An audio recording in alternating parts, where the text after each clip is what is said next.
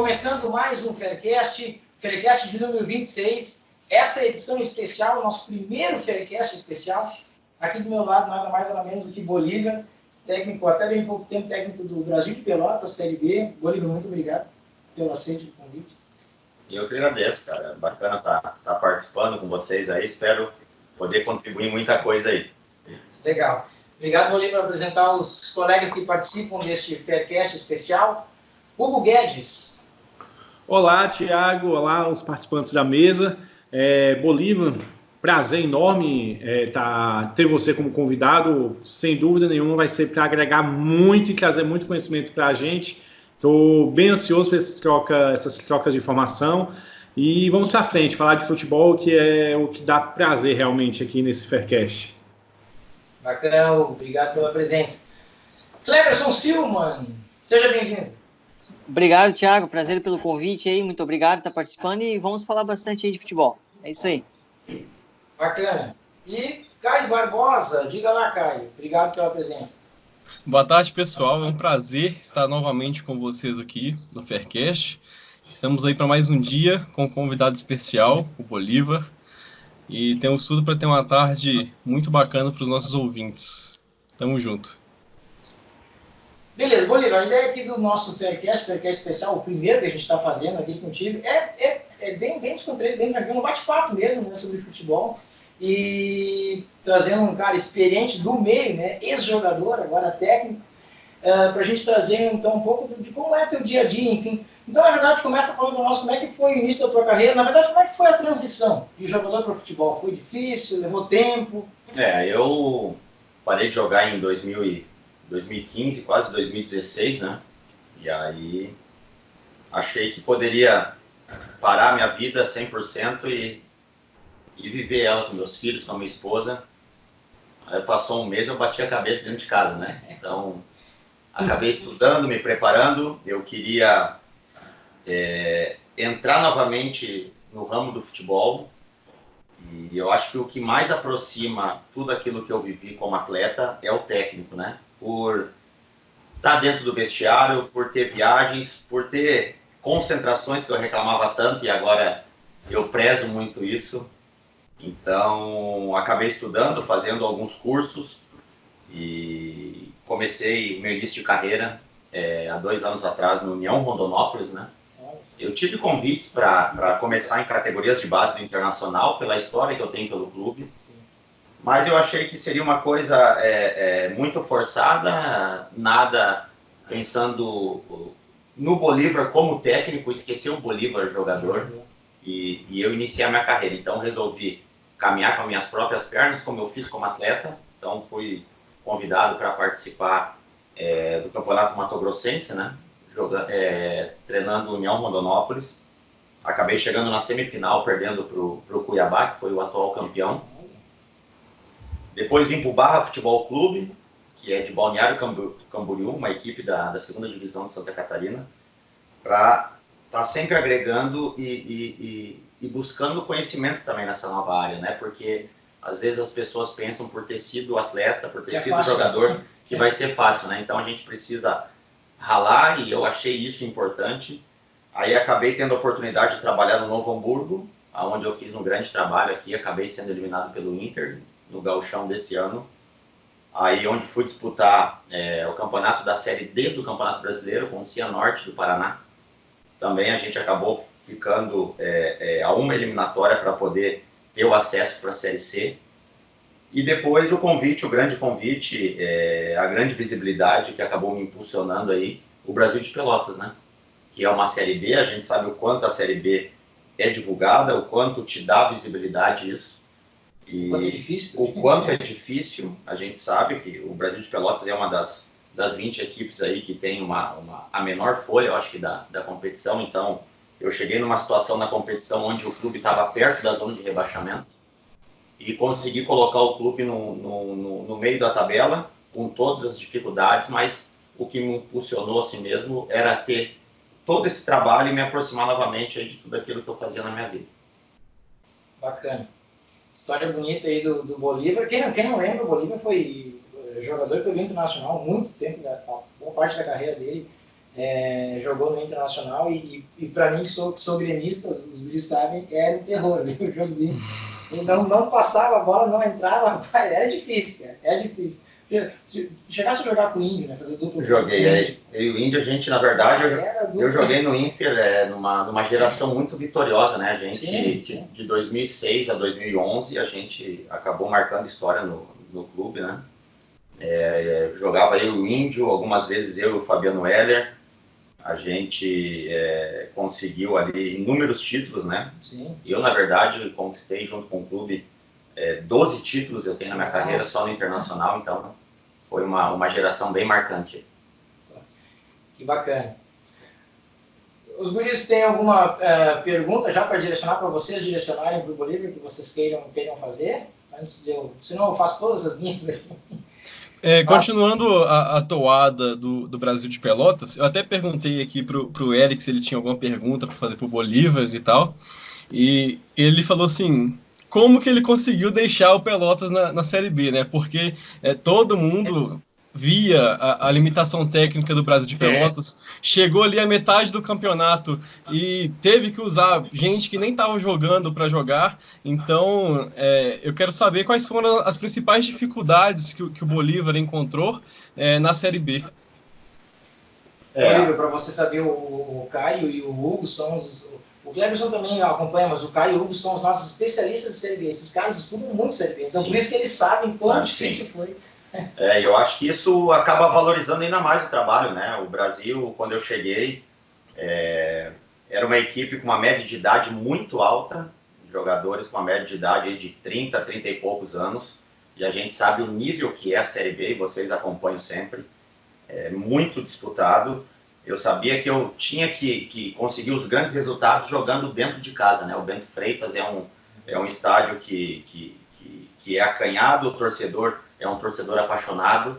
Então, eu acho que a primeira coisa foi trazer confiança para esses jogadores, né? A gente sabia que era um time que tinha muita limitação técnica, então a gente precisava ter uma equipe muito equilibrada taticamente, né? Porque, de repente, uma bola ou duas, a gente conseguia vencer as partidas. Então, acabamos trabalhando muito taticamente para que você, primeiramente, conseguisse neutralizar o adversário e daqui a pouco numa bola parada, onde a gente tinha muita força, a gente conseguia fazer a diferença. Então foi isso que aconteceu. Acho que consegui dar confiança para esses atletas que lá estavam e fazer eles acreditarem que a gente precisava conquistar os 45 pontos, né, que acabou no final nem sendo necessários, para que a gente pudesse ter uma tranquilidade na competição. Ok, muito obrigado. Hugo? Pois como o Thiago comentou, eu sou um dos que estudo muito essa questão da Série B, né? O ramo de investimento que nós trabalhamos, e realmente foi uma virada assim, na equipe, porque se nós virmos os episódios 4 ou 5 do Faircast, eu fui um dos que cravei o Brasil de Pelotas como uma das equipes mais propícias a ser rebaixado para a Série C. O nível realmente era difícil você acreditar que o Brasil de Pelotas ficaria. E realmente eu sou um dos que acredito muito no nivelamento entre as equipes na Série B, portanto, geralmente eu faço muitas entradas nas zebras. Alguns tipos de mercados que nós trabalhamos e que façam com que eu acredite na força ali do menos favorito, né? Do menos favorito. E realmente, Bolívar, o que tu falou realmente foi... a gente vê que foi justamente o que aconteceu, por aquela bola, segurar adversários mais fortes realmente, vencer adversários mais fortes, foi o que salvou... surpreender, na verdade, né? Surpreender os adversários foi o que salvou o Brasil de Pelotas nesse campeonato. E acabou sendo uma equipe que dificultou, na verdade, muito o caminho de alguns, né? Uma das perguntas que eu tinha guardado aqui, que foi um dos jogos, o Caio está conversando aí ao vivo com o Eric também. O Eric é o Eric Feitosa, é um dos grandes nomes das apostas esportivas no Brasil. E eu conversei com ele, em particular, naquele jogo contra o Atlético Goianiense. Que partida Que partida do Brasil de Pelotas ali, um jogo, e a pergunta é justamente essa, como foi que você conseguiu extrair forças, extrair motivação, porque naquela altura o Brasil de Pelotas já não corria risco, né, de descenso, e onde foi que você conseguiu juntar forças, né, juntar as forças ali da equipe para se fazer diante de uma equipe que era tecnicamente superior, a gente tem que o campeonato demonstrou isso, e uma equipe que tinha uma necessidade de vitória absurda, né? Porque a partir dali ficou dependendo de um jogo contra o Sport, né? Para poder conseguir o acesso, e dependendo também do América Mineiro. Se puder explicar da forma que você achar melhor essa questão de como juntar a equipe no momento daquele ali e fazer frente mesmo a uma equipe que necessitava da vitória e que tinha uma qualidade superior naquele momento. Eu acho que o primeiro ponto é de saber que a gente tinha se livrado, né? A gente, com 3 rodadas de antecedência, a gente tinha se livrado já do risco de rebaixamento. Então, eu acho que a gente tirou um peso, os jogadores estavam mais leves, deu para sentir nesse dia. E eu sempre falava para eles que a oportunidade que eles têm de poder mostrar e se valorizarem é contra equipes desse porte, né? O Atlético Goianiense, desde o início da competição, fez uma grande campanha. O seu treinador, o Barroca, é um grande amigo meu, e a gente conversou muito durante essa semana. Ele até brincou que era para mim aliviar um pouco. Eu falei para ele que não tinha como, porque era muita coisa naquele jogo ali. Então, até para mim próprio, como carreira de atleta, de técnico, seria importante fazer um grande jogo contra o Atlético Goianiense. E o Brasil, na verdade, contra as grandes equipes, acabou fazendo grandes jogos, né? A gente, nos 2 jogos contra o Atlético Goianiense, foi 0-0 lá em Goiânia, e 2-2, levando 2 gols em 3 minutos, coisas que só o futebol nos proporciona. Contra o Sport também, eu consegui empatar os 2 jogos na ilha, 0-0, e depois ali em Pelotas também. Então, contra o próprio Bragantino, lá em Bragança, um jogo de 2-1, perdemos, mas onde a gente jogou muito bem. Então, eu acho que o peso de saber que tinha a permanência em 2020 numa Série B, eu acho que isso acabou facilitando, mas eu acho que tudo parte da confiança, do autoestima dos atletas, né? Eles sabiam que era uma equipe muito difícil de ser batida, mas que quando tivesse as oportunidades, a gente tinha que estar preparado para poder fazer elas. Bacana. Aproveitando essa questão, Bolívar, deixa eu já engatilhar outra questão, uma opinião. Eu queria a tua opinião acerca desse segundo escalão, né, do futebol brasileiro. São times que geralmente estão na Série B, né? A gente vê, o Brasil de Pelotas hoje faz parte pelo menos para mim, desse segundo escalão, times que surpreendem, sim, times que não são mais mero coadjuvantes, né, fazem parte. Foi uma equipe importante, né, no decorrer dessa Série B, como você falou, fez frente aos grandes. E, na tua opinião, para esse segundo escalão, o que é mais difícil? É subir, conseguir o acesso à Série A, ou permanecer na Série A, levando em consideração a questão do nível técnico, a estrutura, que a gente sabe que é diferente. Eu sou cearense, eu convivo aqui no dia a dia do Ceará, do Fortaleza, a equipe que eu torço, e a gente vê que é complicado. Hoje, talvez, já estão entrando em outro nível, mas a gente sabe que é complicado essa questão estrutural. Então, na tua opinião, o que seria mais difícil? É conseguir o acesso ou se manter na elite?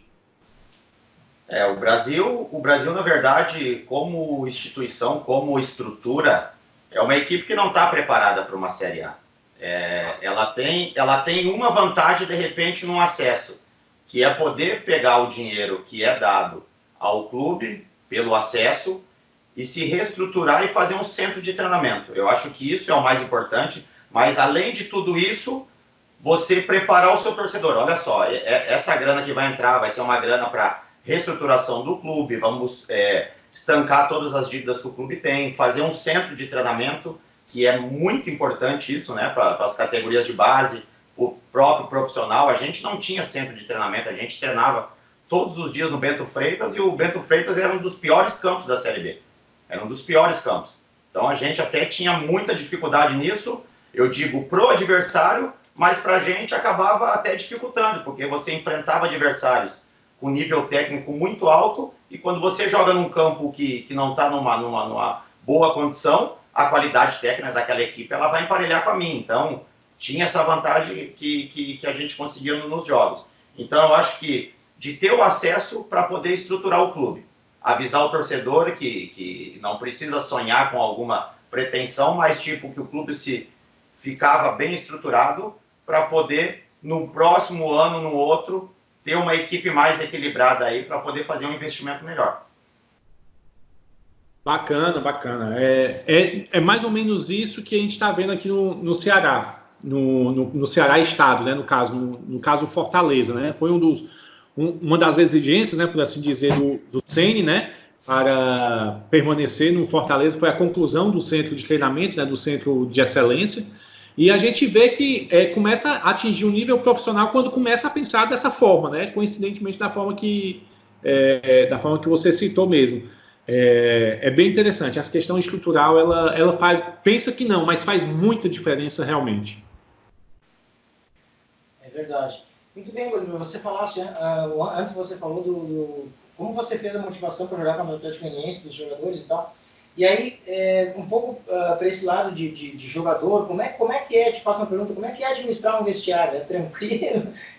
É complicado dia de jogo? A preleção tem que ser diferente cada jogo? Eu acho que, por ter vivido, eu acho que, como eu falei, o lado do ex-atleta ser técnico hoje, ele tem uma grande vantagem que ele sabe tudo aquilo que acontece dentro do vestiário, a maneira como vai resolver, porque nada muda do que tu viveu para o momento agora como técnico, né? Eu tenho meu auxiliar, que foi um ex-atleta, que marcou história no Grêmio também, o Patrício, que foi lateral direito, que apareceu no lance da Batalha dos Aflitos lá. Isso. Então, às vezes eu não consigo cuidar tudo, e ele é um cara também que tem um feeling de perceber as coisas muito rápido, né? E a gente, por ter vivido isso, você detecta muito rápido, né? A postura do atleta, se ele é um cara brincalhão a todo momento, daqui a pouco ele tá quieto num dia, então você sabe que ali tem alguma coisa de errado.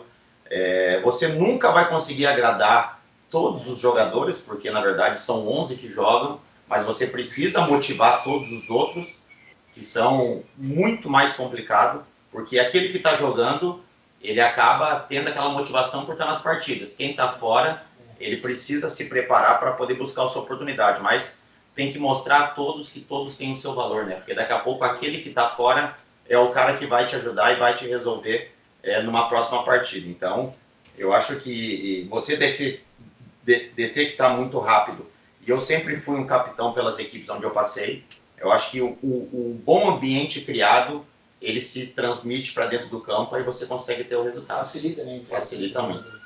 Bacana, obrigado. Não sei se o Hugo, o Cleberson tem alguma pergunta agora, vocês? Sim. Primeiramente, quero parabenizar o Bolívar pelo trabalho na Série B, né, com o Brasil de Pelotas.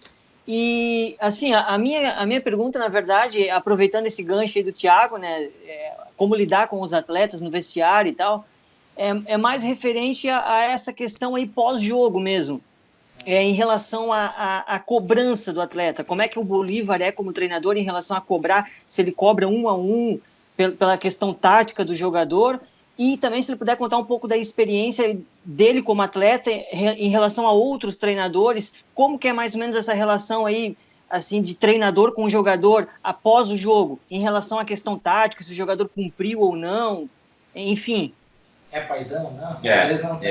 Na verdade, eu sempre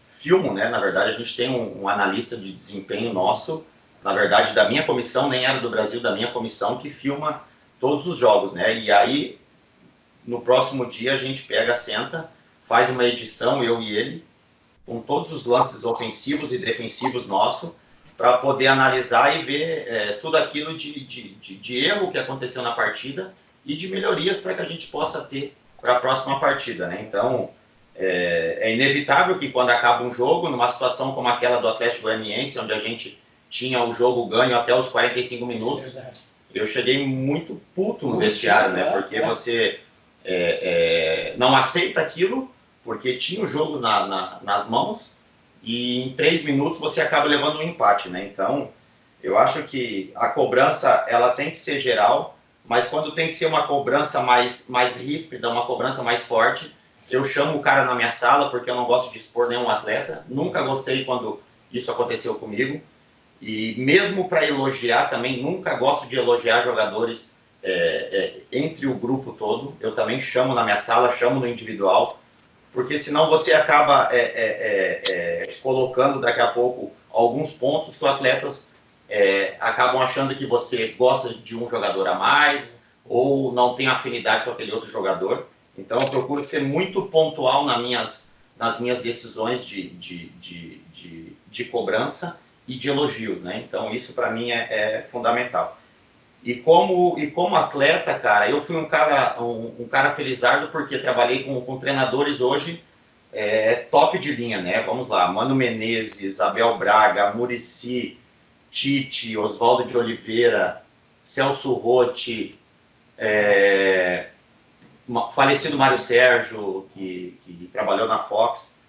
Então eu sempre consegui extrair muita coisa boa, né? Claro que cada técnico tem a sua maneira de trabalhar, a sua maneira de cobrar, e tudo aquilo que eu achava de errado, que eu via que meus companheiros reclamavam e ficavam chateados com aquele tipo de atitude que o técnico tomava, eu começava a colocar fora do meu caderno, né? Tudo coisa que eu ia levar para a minha vida depois na frente. Então eu consegui extrair muita coisa bacana e tirar de cada um deles ali, com todos esses nomes que eu falei, todos os caras top de linha, para que eu pudesse estar usando hoje e venho utilizando muito aí nas equipes onde eu estou trabalhando. Ô Bolívar, mais uma coisa aqui, tu citou alguns treinadores aí grandes, né, que tu trabalhou, e assim, aqui no Brasil a gente vê muitos treinadores às vezes que estão desempregados e são demitidos por maus resultados, né, às vezes até precoce, não sei se é por falta de paciência da torcida, se é questão da diretoria que não tem esse respaldo. Mas como é que você vê isso? Você acha que os treinadores eles deveriam ter mais tempo mesmo ou não? Se a gente olhar para a Europa, né? Eu acho que sim, mas isso é muito da nossa cultura aqui do Brasil, né? Essa coisa de triturar técnicos, né? E de repente nem é tanto pela diretoria. Eu acho que os diretores hoje de futebol eles são muito mal preparados, né? Então, quando começa uma cobrança do torcedor, automaticamente a imprensa ela começa a fomentar isso, e o dirigente acha muito mais fácil mandar o técnico embora do que assumir uma responsabilidade ele e manter esse técnico, né? A gente vê aí que as equipes com maiores resultados nos últimos anos foram equipes onde mantiveram os seus técnicos por muito tempo, né? Vamos lá, Renato Gaúcho, o Odair não ganhou título, mas fez um grande trabalho no Internacional, mesmo muitas vezes tendo balançado, tiveram paciência com ele. Então, eu acho que isso é fruto de um trabalho. É difícil você conseguir dar um resultado imediato, como aconteceu agora esse ano com o Flamengo, né? Eu acho que isso é muito difícil acontecer. Claro que a gente não pode também tirar a qualidade técnica que tinha a equipe, e o trabalho do Jesus foi um grande trabalho. Mas eu acho que essa impaciência e esse medo, de repente, desses dirigentes de não bancar um técnico e o seu trabalho, eu acho que acaba tendo um desperdício muito grande aí no decorrer da competição. Ô Bolívar, a gente está assistindo aqui no futebol brasileiro uma nova moda que é trazer gente de fora, né? A gente, quando o Cruzeiro foi bicampeão brasileiro, a gente assistiu que todo mundo, depois daquilo, começou a usar o 4-2-3-1, né? O Marcelo Oliveira usou e todo mundo quis usar. Agora o Flamengo trouxe o Jorge Jesus, agora todo mundo está querendo trazer um português, o Avaí trouxe, o Santos agora anunciou o Gesualdo. Eu queria saber qual que é a sua opinião sobre trazer técnicos estrangeiros, o que eles têm que não tem no Brasil, por que estão trazendo os técnicos estrangeiros para o nosso país, e... mas é isso. Por que dessa exportação de técnicos estrangeiros para o Brasil?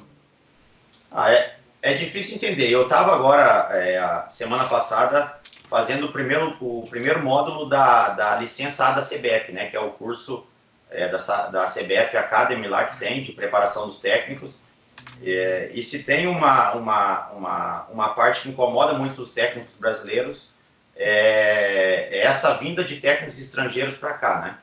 Porque, na verdade, muitos técnicos aqui têm muita qualidade, mas a gente sempre acha que a grama do vizinho é a grama mais verde, né? Então, mas, de repente, a paciência que os dirigentes não têm com os brasileiros, eles têm com o treinador estrangeiro, né? Então, é muito difícil entender, porque ainda mais com uma situação como foi essa que aconteceu nesse ano, do Jorge Jesus vir aqui e acabar fazendo uma grande competição.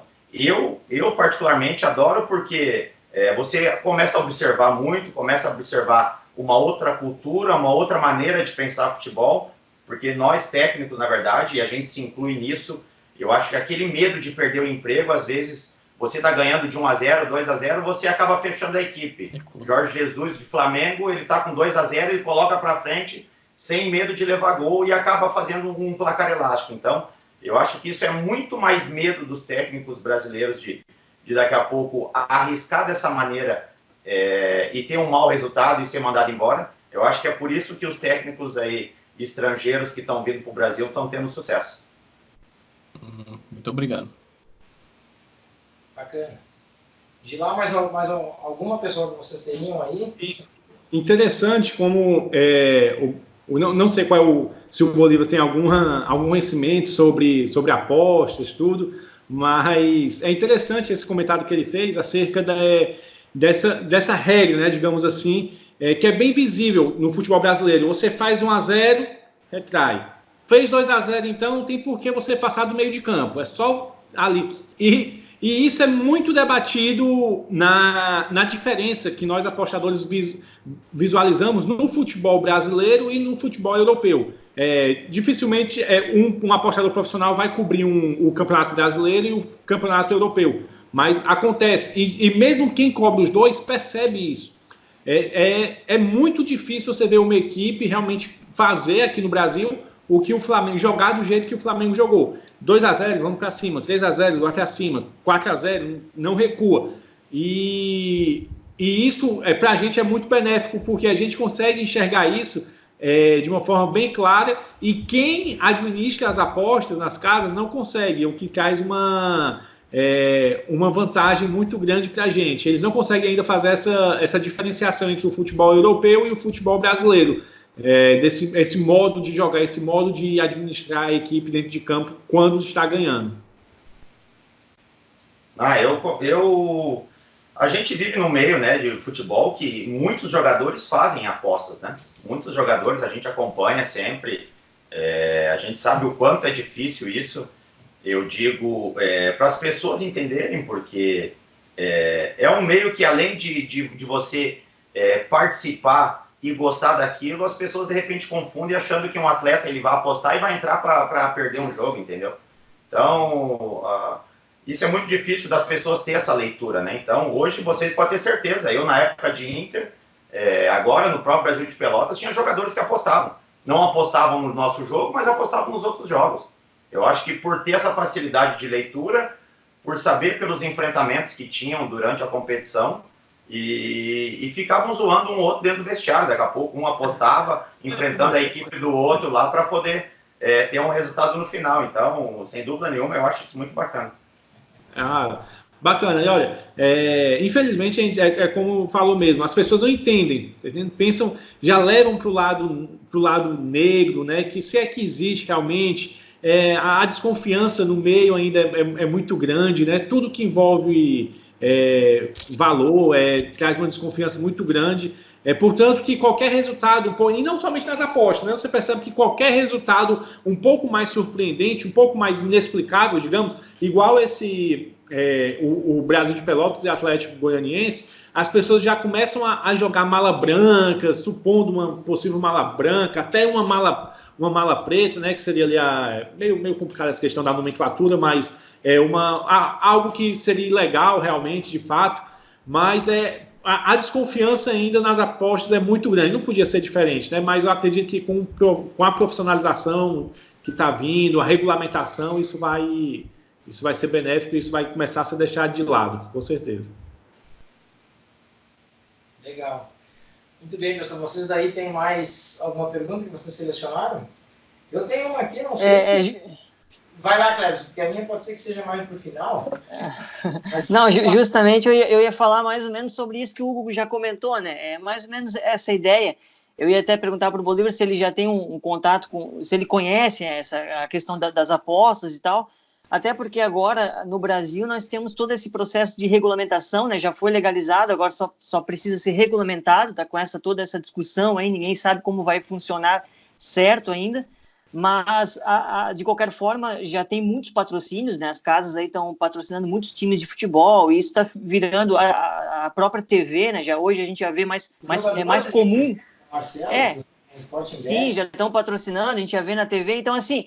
Eu queria saber a opinião do Bolívar justamente sobre isso, em relação a se isso ele acha que influencia, se tem alguma influência, de repente, dentro de campos, não sei, porque ele falou que tem alguns atletas que fazem, de repente, podem fazer algumas apostas e tal, então é justamente isso, porque assim, as casas de aposta, elas dão um favoritismo, né? Por exemplo, jogou Brasil de Pelotas, vamos pegar esse exemplo de Brasil de Pelotas e Atlético de Goiás. As casas de apostas, elas deram um favoritismo, né, totalmente para o Atlético de Goiás. Então, quando o jogador do Brasil de Pelotas, ele vê isso, de repente ele tem uma motivação a mais, será? Eles deram um favoritismo para lá, agora vamos mostrar que... Eu não sei se isso tem uma influência, não sei se tu pode falar um pouco sobre isso aí, Bolívar. Não, entendi sim. Não, com certeza. Porque, na verdade, aquilo acaba mexendo com o jogador, né? Você saber que está numa casa de apostas ali e você, com uma porcentagem baixa, muito baixa, na verdade, acredito que a proporção foi muito elevada nesse jogo aí, Brasil e Atlético Goianiense. Eu acho que pelo momento que viviam as duas equipes e pelo Atlético Goianiense ser um dos candidatos aí ao acesso, né? Então a gente acabou conseguindo reverter isso e, consequentemente, os atletas acabam colocando na cabeça e isso acaba incentivando muito mais. Então, sem dúvida nenhuma, isso é uma coisa que influencia, sim, ela entra em campo, ainda mais quem está acostumado a participar disso. Então, a gente sabe que aquilo é uma prova para a autoestima do atleta para ele poder fazer um grande desempenho dentro de campo. Lembrando que, aproveitando, né, essa questão que o Cleverson trouxe das casas de apostas, nós temos um patrocínio aqui no nosso podcast, nós somos patrocinados pela Betmotion, uma grande casa de apostas aí do Brasil, que tem mais de 300 mercados à disposição do apostador. Então, fica a dica aí para quem quer acessar a casa, depois a gente vai deixar no link na descrição do nosso Telegram também, acessar a casa Betmotion. Diga lá, Hugo. Então, esse jogo do Atlético Goianiense, Brasil de Pelotas e Atlético Goianiense, realmente está sendo praticamente o tema. Não esquece. Marcou a vida do Hugo esse jogo. Eu acho que foi. Eu vou assumir que eu entrei a favor do Brasil de Pelotas. E quem me conhece sabe que não é mentira. Na verdade, nesse jogo eu estou vendo aqui nos meus arquivos e o Atlético Goianiense jogando fora de casa, Bolívar, pelas casas de apostas, estava com mais de 70% de chance de vencer a partida. E assim, aconteceu algo muito difícil de acontecer durante o jogo. O que acontece, uma explicação breve aqui, existem duas formas de você movimentar essas probabilidades, né? Isso durante a partida, claro, durante a partida. O tempo da partida que está se esgotando, certo? Por exemplo, se está 0-0 com 80 minutos de jogo, é evidente que a probabilidade do Brasil de Pelotas ou Atlético Goianiense é menor do que isso. Ou o peso do dinheiro que entra. Ou seja, muito dinheiro que entra a favor de uma equipe ou de outra faz com que as casas de apostas mantenham aquela probabilidade, aquela cotação estagnada. E foi o que aconteceu. A quantidade de dinheiro que entrou a favor do Atlético Goianiense, mesmo o Brasil de Pelotas estando vencendo por 2-0, foi absurda.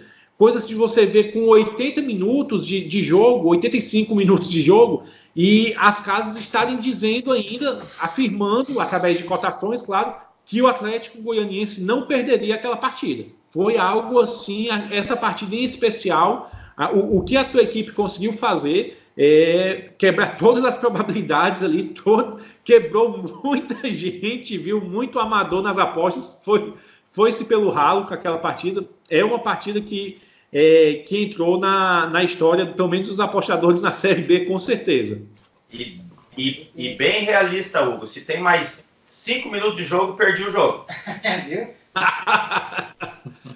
Eu não duvido, não. Mas o que ali aconteceu foi mais um desgaste da equipe ou foi um apagão? Não, ali foi 2 gols rápidos, né? Na verdade, o futebol, eu sempre falo para eles, e a gente analisou os 2 gols, cara, é 1 minuto de desatenção que tu tem, o adversário vai lá e faz o gol. Ao contrário das oportunidades, a gente estava com 2-0 e perdeu 2 gols cara a cara com o goleiro do Atlético Goianiense. Então, é diferente da equipe mais estruturada, com uma qualidade técnica maior, que quando ele tem a oportunidade, ele vai lá e faz. E isso eu sempre lembro para eles.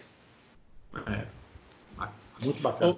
Ô Bolívar, você já trabalhou com diversos treinadores, você até listou alguns que já trabalhou. Para você, como jogador, colocar o Bolívar como jogador, você prefere trabalhar com um técnico que tenha características mais ofensivas ou mais defensivas? Eu acho que um meio termo. Na verdade, eu quando jogava no Inter e no próprio Botafogo também, eu tinha, na verdade, jogadores do meio para frente com muita qualidade mesmo. Então, eu e o Índio, a gente tinha um entrosamento muito grande. Então, quando você tem jogadores desse calibre do meio para frente, você quer uma equipe ofensiva porque vale a pena você correr e se desgastar por aqueles caras, porque eles, em algum momento, eles vão resolver o jogo. Então, se você não tem jogadores do meio para frente que resolvem, é melhor você ter uma equipe reativa, uma equipe que, de repente, vai defender e jogar em transição. Mas quando você tem jogadores aí com qualidade técnica que fazem a diferença na frente, eu prefiro com uma equipe muito mais ofensiva. Isso. Assim, como você falou, vai depender muito da equipe, né? Se a equipe tem jogadores de frente mais fortes, você joga mais para frente. Porém, o Bolívar como técnico, se tivesse poder de escolha, vamos supor que teria jogadores equilibrados em todas as posições, você preferia jogar mais reativamente ou mais para frente? Não, mais para frente, com certeza. Até porque toda vez que eu vou fazer a montagem de uma equipe minha, eu sempre penso em jogadores diferentes do meio para frente e principalmente a minha linha de 4 defensiva, ela tem que ser uma linha de 4 muito rápida, porque a gente sabe que a todo momento, algumas situações, você vai ter jogadas de transição da equipe adversária. Então, não adianta você ter uma equipe muito boa ofensiva, mas com jogadores lentos na parte defensiva. Aí é muito difícil. Ótimo. Aí não, lateral isopor não dá. A gente viu aqui semana passada um Flamengo que conseguiu fazer frente ao Liverpool. Por mais que o Flamengo tenha uma ótima equipe, uma das melhores equipes nos últimos anos no futebol brasileiro, você vê que hoje realmente existe essa diferença gritante entre o futebol sul-americano no geral, não só o brasileiro, com o futebol europeu? Ou você acha que essa diferença não é tão grande assim como plantam? Eu acho que o Flamengo, depois desse jogo, quebrou esse paradigma, né? Eu acho que isso antes era muito visível, né? Você ia para enfrentar equipes como o Liverpool, como o próprio Inter, quando ganhou do Barcelona, diferente do jogo como foi do Flamengo com o Liverpool. O Flamengo jogou de igual para igual. O Flamengo também teve oportunidade. No final do jogo teve uma bola com o Lincoln, se eu não me engano. Lincoln não? Era Lincoln, né? Era o Lincoln, sim. Eu tô pra cima, né? Se daqui a pouco no pé do Bruno Henrique, no pé do Gabigol, daqui a pouco é um cara que pela fase que estão, os caras iam fazer o gol. Então, eu acho que o Flamengo conseguiu quebrar isso e eu acho que para nós brasileiros é muito legal de saber que tem equipe sul-americana aqui que pode jogar de igual para igual aí com as equipes europeias. Ótimo. O Alisson veio fazer boas defesas. Exatamente. Até parece que entraram um pouco de salto alto, parecia o Liverpool no início, sou o Liverpool, sou e aí, campeão, né? Exatamente, e o Flamengo bem estruturado. Eu acho que o Flamengo, que em todos os setores do campo, eu acho que é a única equipe no Brasil que ela é bem estruturada, né? Jogadores inteligentes, jogadores com um poder de decisão muito alta e jogadores muito concentrados naquilo que o técnico pede, né? Ô Bolívar, eu sou de Minas, sou cruzeirense, e você como técnico, o que você acha ali que...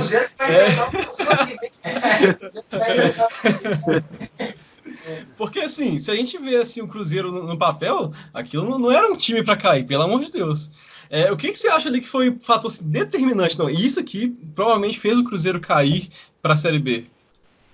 Antes de responder, eu tenho um chute. Vou chutar, não sou técnico. Quem é técnico, ele sabe. Idade. Será que não é um time muito velho, digamos assim? Mas eu acho que o Cruzeiro no mesmo molde que o Inter caiu, o Cruzeiro também eu acho que acabou entrando nesse embalo. O Inter também, como o Cruzeiro, achou que aquilo nunca ia acontecer e foi sempre deixando. A próxima partida a gente recupera, na próxima recupera. E aí foi crucial, no meu ponto de vista, tá? As coisas quando começam a dar errado no futebol, você às vezes jogando, cara, tu pode fazer o que quiser.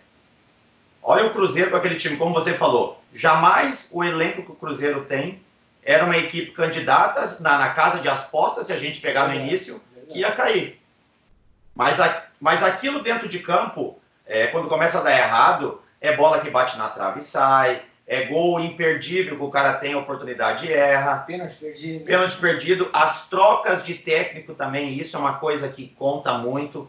O Rogério Ceni, na verdade, acabou chegando depois lá e teve aquela situação toda com o elenco. Depois o Abel Braga também acabou chegando e acabou não conseguindo motivar aqueles jogadores. Então, é muito difícil, cara. E a gente fica triste porque é um gigante do nosso futebol que agora vai estar num momento que mudou, o orçamento não vai ser como quando o Internacional caiu, quando a cota ela vai ser igual dos times da Série B, né, que são os 10 milhões. Então, como que você mantém agora novamente uma equipe como essa, com uma folha de salário muito alta, para um ano que vai se iniciar aí, onde você vai ter que enfrentar, e a gente sabe o quanto é difícil a Série B, vocês acompanham, e com certeza, se o Cruzeiro não colocar na cabeça que vai precisar brigar todo jogo, só a qualidade técnica não vai fazer a diferença. Não é porque é o Cruzeiro que vai ser fácil enfrentar um Cuiabá, um Operário. Exatamente. Né? E a motivação dessas equipes agora, imagina com o Cruzeiro, vai ser muito maior do que enfrentar outras equipes. Exato. E só para complementar, Bolívar, eu tava chegando aqui, eu sigo aqui, né, de Twitter, tudo, 200, 300 páginas, então é direto chegando, e sempre chega aqui, uma das grandes definições do Cruzeiro para a próxima temporada está sendo a questão salarial.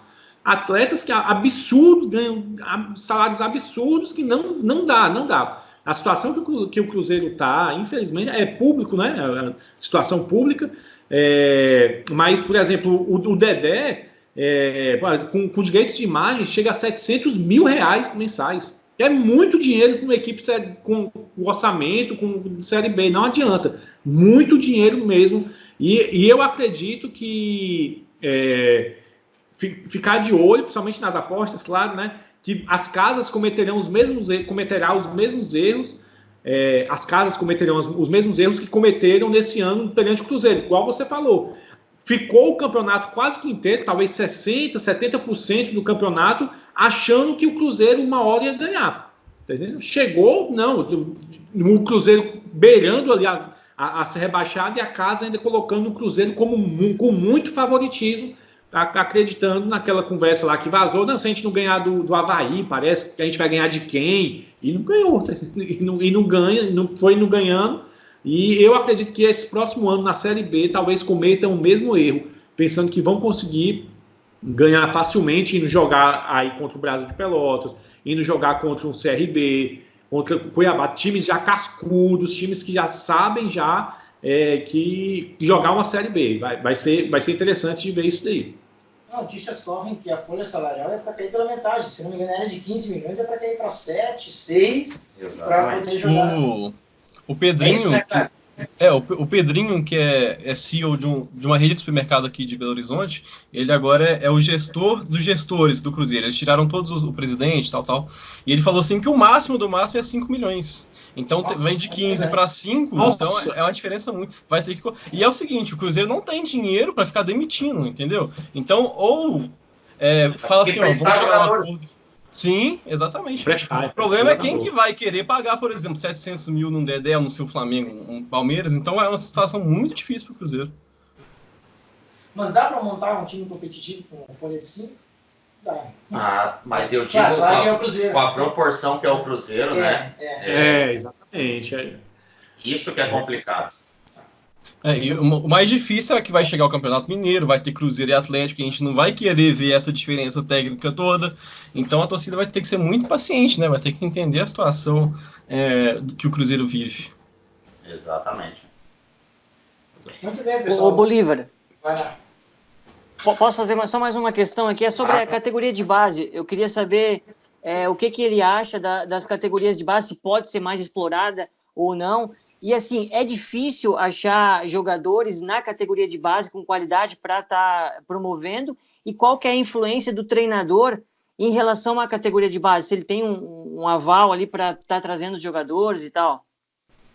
Isso foi também até uma discussão no curso da CBF, agora que eu estava fazendo, em relação porque a gente não forma, porque o brasileiro não forma mais jogadores na base, né?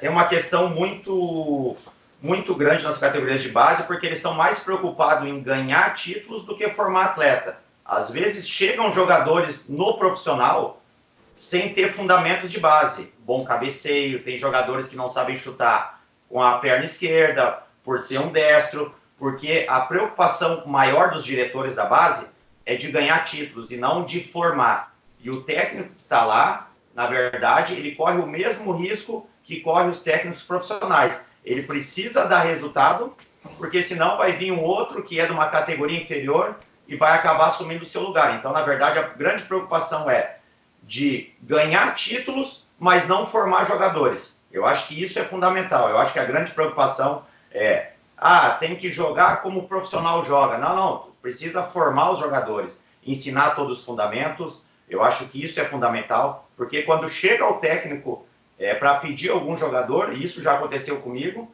aí eu chego para fazer um trabalho no profissional, esse atleta não tem uma boa finalização de pé contrário, na verdade, por ser um destro, larga uma bola no pé esquerdo para chutar, o cara não sabe, e aí depois você começa a descobrir que isso não é trabalhado lá embaixo.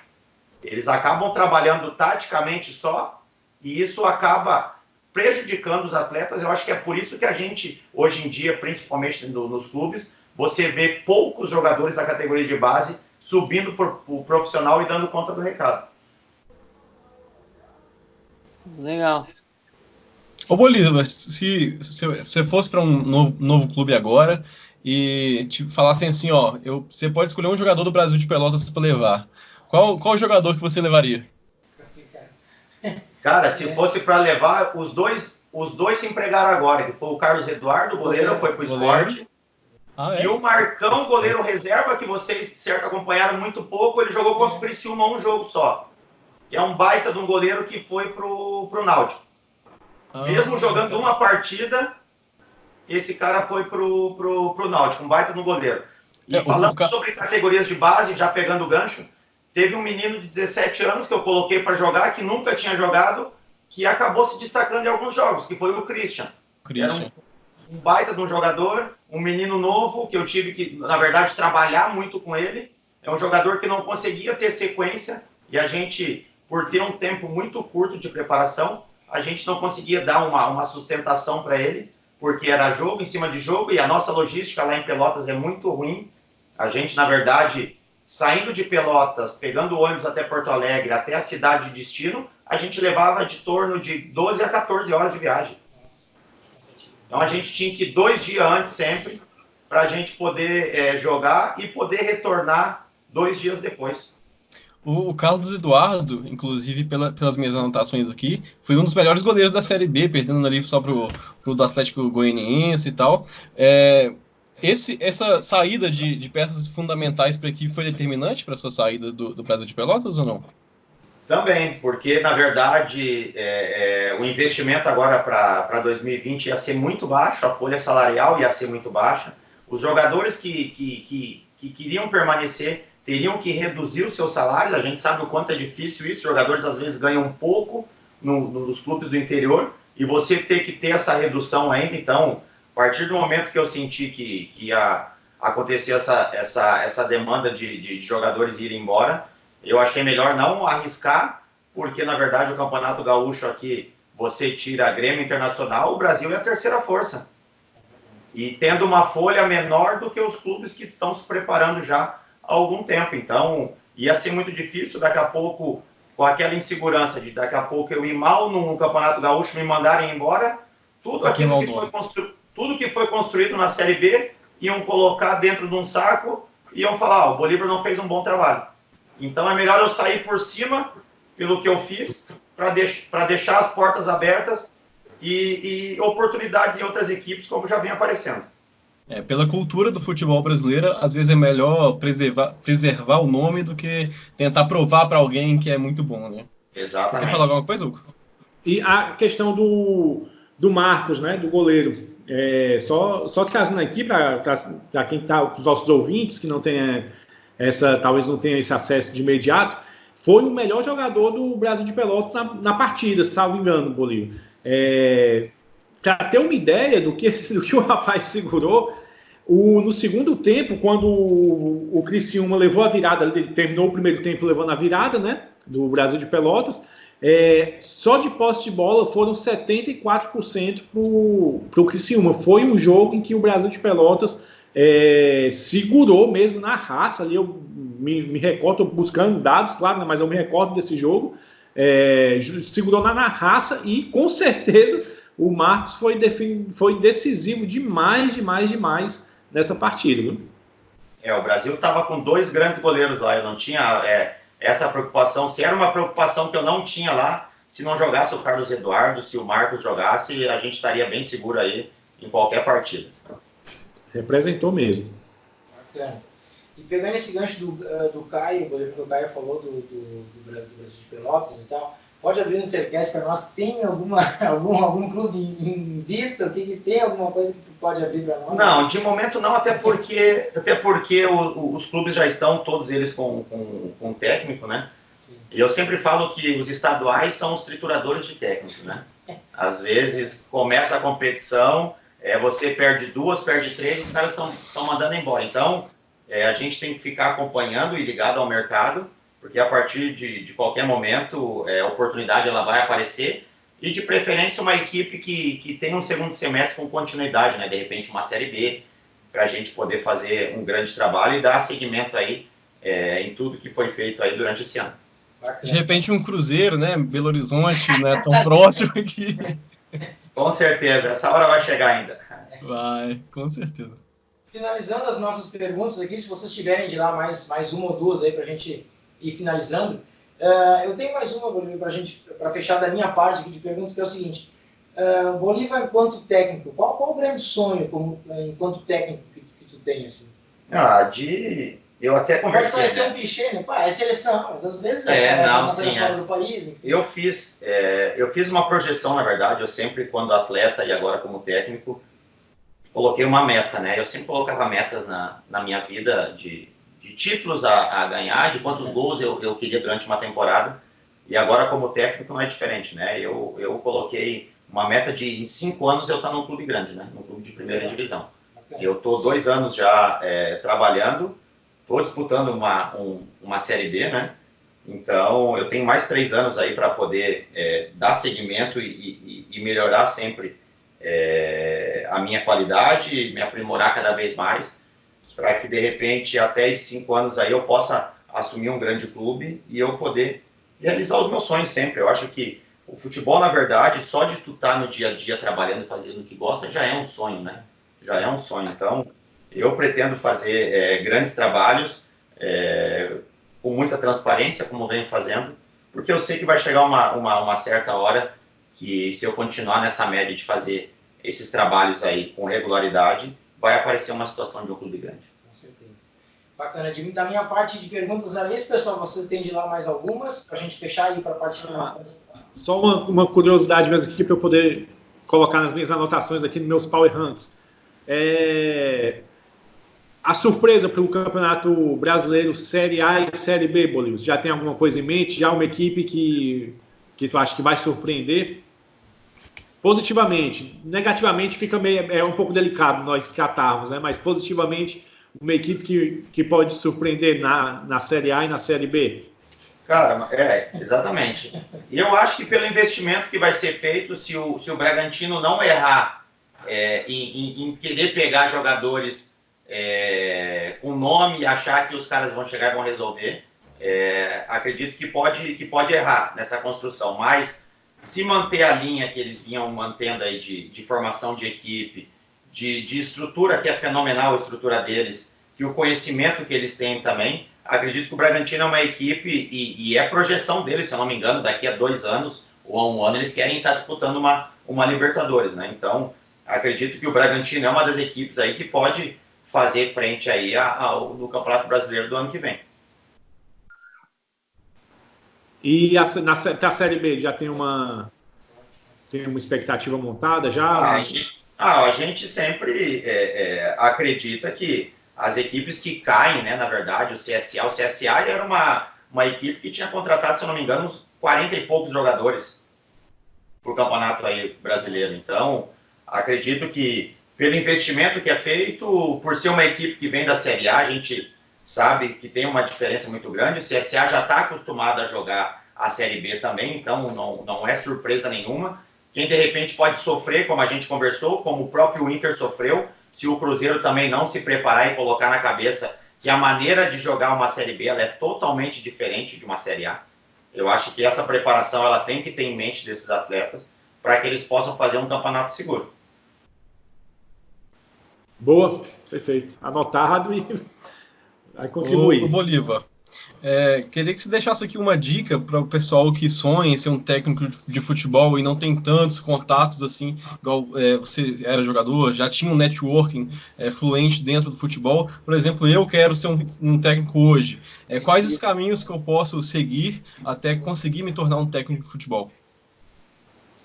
Eu acho que, primeiramente, precisa gostar muito daquilo que está fazendo, né? A gente vê tantas pessoas, de repente, fazendo aquilo por só ser um sonho, né? Mas não ser aquela paixão que o cara quer de poder desempenhar aquilo, né?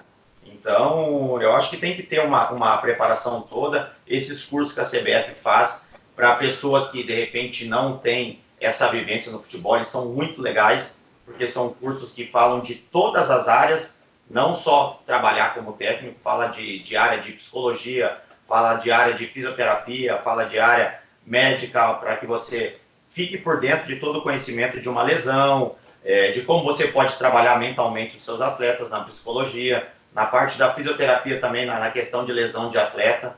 Então, são vários fatores aí que acabam agregando, né, para os seus conhecimentos. Então, eu acho que isso é importante, você se preparar primeiramente, fazer esses cursos que eles vão ser obrigatórios para o próximo ano, e aí você começar como eu falei, não adianta a gente querer dar um salto e um pulo maior, você começar em equipes menores, começar a fazer um trabalho, daqui a pouco até em categorias de base, para você aprimorar cada vez mais e ter um crescimento de repente aí profissionalmente aí, em equipes menores.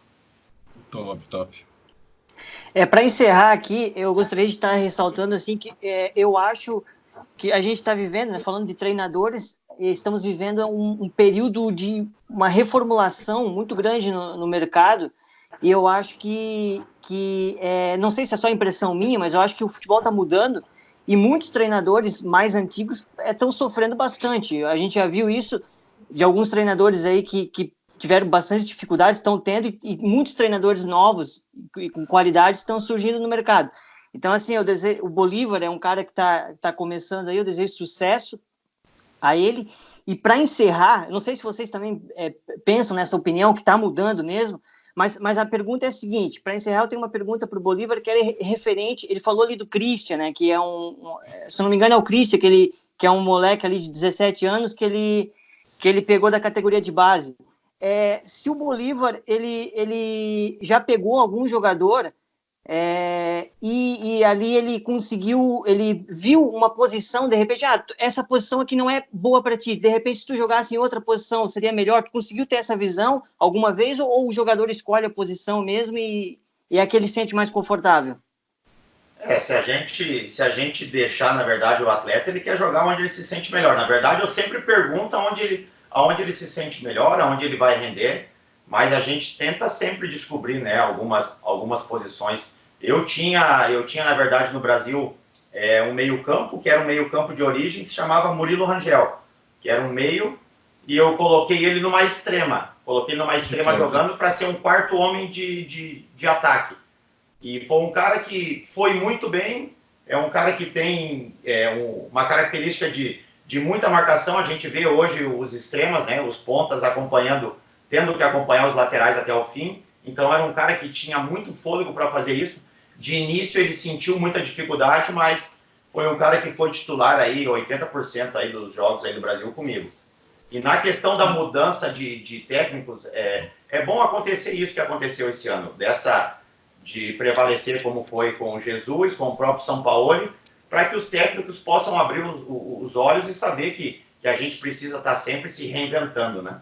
Então, isso é um acréscimo, eu acho que não só como técnico, eu acho que pro futebol, pro torcedor, para saber que precisa ter equipes competitivas, porque esses técnicos vieram aqui e fizeram tudo aquilo que os nossos técnicos têm vontade, que é de ter equipes ofensivas, mas de repente não tem a coragem que esses treinadores chegaram aqui e fizeram. Bacana. Isso aí, pessoal. Vamos então finalizar, agradecer mais uma vez a presença do Bolívar aqui. Para finalizar, a gente tem um quadro que a gente preparou chamado quadro Bate-Pronto. Assim, pronto. A gente vai falar, vou falar aqui uma coisa para ti, a primeira coisa que vem na cabeça, você vai responder com uma palavra. Beleza? Então, vamos lá para fechar aqui. Quadro Bate-Pronto do Faircast sendo inaugurado com o Bolívar. Um prato. Churrasco. Boa. Uma música. Sertaneja. Um lugar. Minha casa. Um esporte. Futebol. Uma paixão. Meus filhos. Um sonho. Se tornar um grande técnico. Boa. Um time. Internacional. Bacana. E agora o Bolívar, para fechar, o Bolívar em uma palavra ou em uma frase, se preferir? É um cara batalhador, um cara transparente que como todo homem, todo cara que tem um sonho de alcançar o seu objetivo tem. Então, um cara que é batalhador e vai brigar sempre pelos seus sonhos. Bacana. Bolívar, muito obrigado pela presença. Agradecemos aos nossos ouvintes, fazer as considerações finais aqui, os agradecimentos finais, Hugo, Cleberson e Caio. Agradecimentos finais aí, por favor, e a gente vai encerrar o programa. Bolívar, agradecer a tua disponibilidade. Sabemos, né, que não é corrido, o dia a dia é corrido somente quando nós temos tantos objetivos e vemos esses objetivos cada vez mais perto. Muito obrigado mesmo. E fique sabendo aqui, fazendo as vezes do Thiago, que as portas estão abertas. E se um dia vir aqui pelo Ceará, pode ter certeza que vai ter um cabrinha lá já olhando por você. Ok? Um abraço e muito obrigado. Valeu, Hugo. Obrigado. Eu estava vendo, você é Guedes, você é parente. Meu nome é Fabiano Guedes. Então pronto, os Guedes aqui do Rio Grande do Norte e Paraíba. É isso aí. Obrigado, Hugo. Valeu. Um abraço. Cleberson.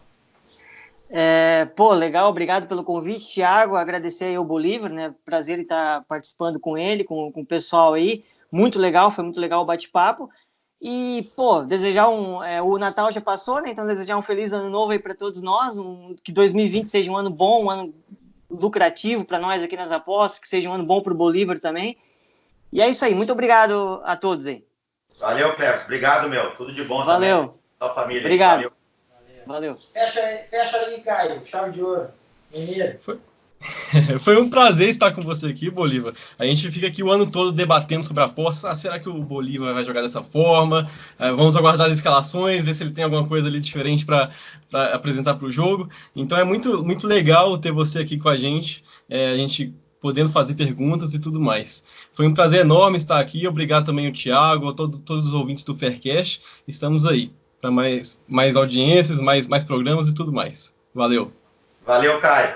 Bacana participar com vocês todos aí também. Obrigado mesmo, foi top. Valeu. Então é isso, meus amigos. Muito obrigado por ouvirem o nosso Faircast de número 26, Faircast especial com o técnico Bolívar. Espero que todos vocês tenham gostado muito dessa resenha bacana com o técnico. Agora vocês também podem nos encontrar no YouTube. Lembrando que esse Faircast, claro, é um oferecimento sempre de Betmotion. Obrigado mais uma vez. Grande abraço a todos.